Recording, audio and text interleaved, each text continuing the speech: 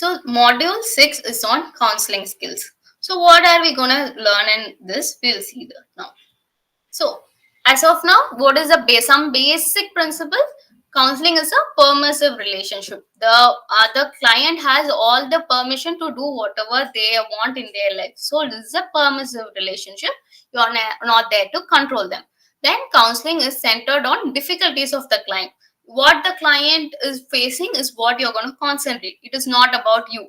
It is not about what you feel, you think, or you want to do. It's about the client and their difficulties. And counseling is a learning situation which eventually results in behavioral change.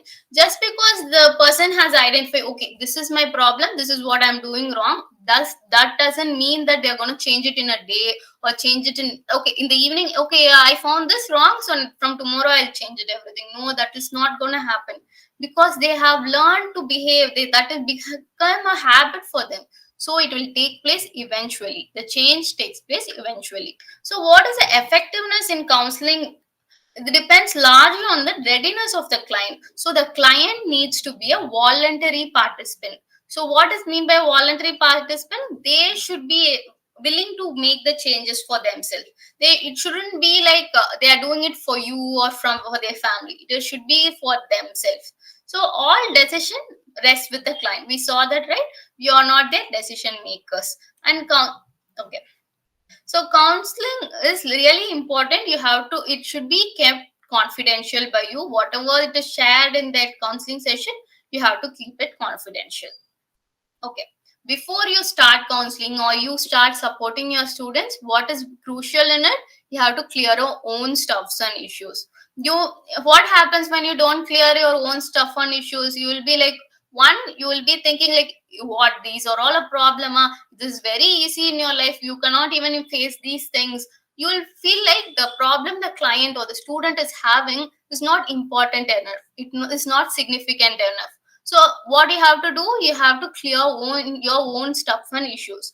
Or what you will do, you will displace your anger or your frustration on your student, and you'll be like, okay, don't disturb me. When your student tries to communicate with you, you will should be at a place where you will be able to receive them.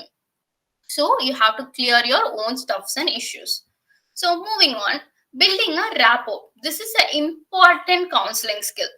What happens here is you have to establish your trust and understanding.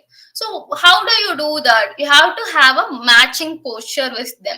So if you are sitting and your student is standing, what does that tell you? That you are the authority and they are responsible to you. So that is not an equal posture. So if you are sitting, if your student want to talk to you, ask them to sit. That is something very basic, and you can match their body posture. What will happen for this will create a feeling of equality with them. So they'll be like, if I talk to this person will be capable of understanding. That will happen when you have the matching body postures. And use the same communication style. If they are talking in some other language, for example, if they talk in Tamil and you go for talk in English, it is gonna be there will be a gap between your communication. Use the same communication style. How they are talking, you also communicate. You should have a eye contact, but don't stare at them. Don't keep on staring at them. They'll be feeling very terrified. You have some frequent eye contact. And sometimes it is better to use silence, because silence will help them to unravel all their on all their issues by themselves. You need not even ask questions. If you will nod and you will ask them to talk, let them to talk, they will bring out all their issues by themselves. So use silence. All these will help you to build a rapport. So next is attending skills. What is attending is like, if someone is talking to you, they should know that you're listening, right? Know that you're attending to them. You're not just okay, you're like you're not just looking at your phone, scrolling through your chats and letting the person talk. That should not happen.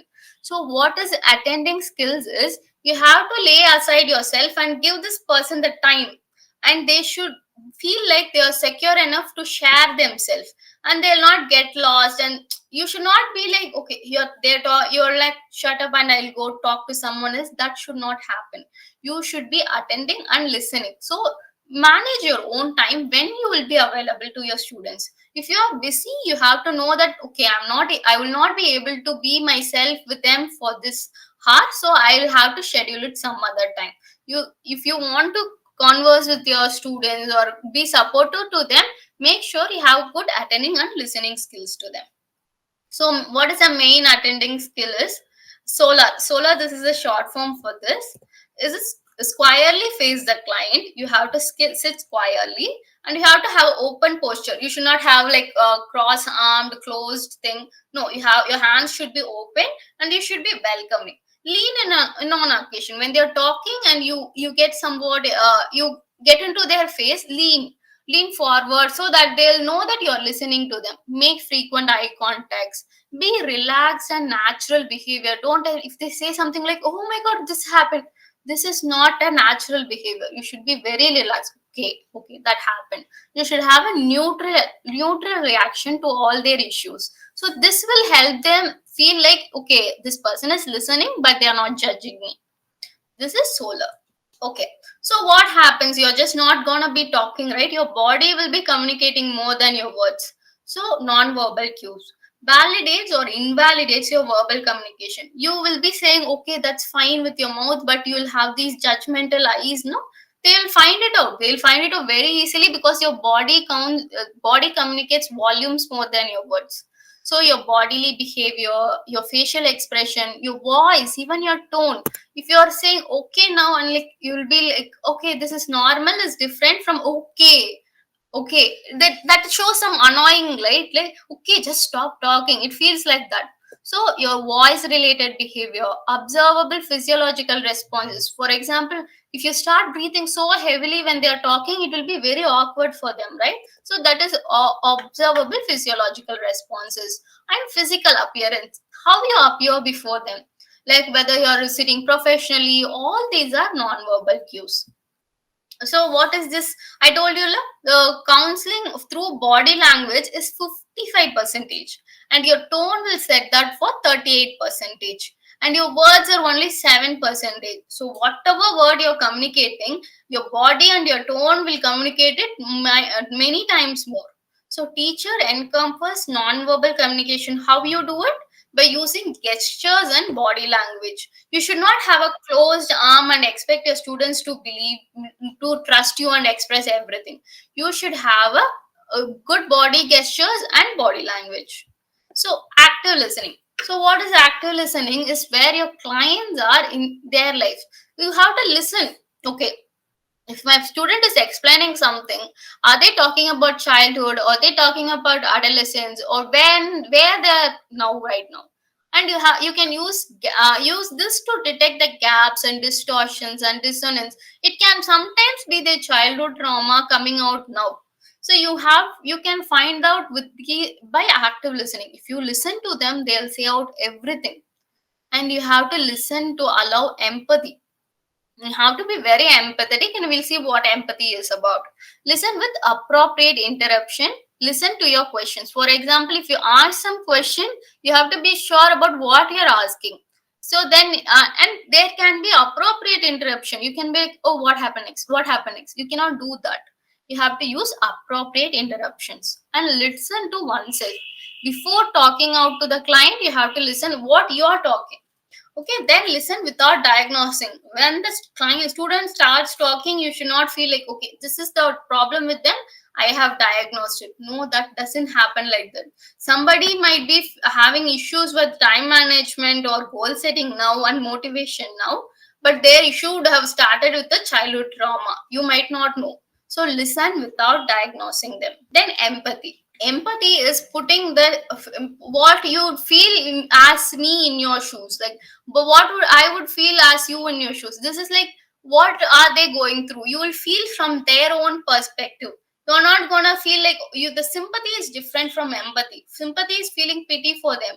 Empathy is like, oh my god, they're going through this situation, I know how hard it is.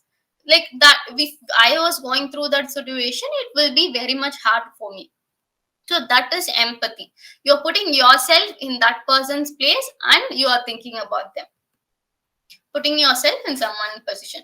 How can teachers demonstrate empathy? You can do this by restating students' feeling in their own words. For example, if your student is saying like, I don't want to listen to this class, I feel this is very frustrating. How can you show empathy? I understand it will be very frustrating when there is a class after lunch. So when you restate the students feelings along with validation, you are exhibiting empathy. So, how can this be done? By fostering trust and rapport with students. Your students will trust you only when there is a relationship building with your rapport. Okay. During the process of counseling, nodding the head in agreement and sympathizing is necessary. You have to nod. You should show some physical responses, right, when they are talking. That is called as empathetic resonance. Thank you. Happy learning.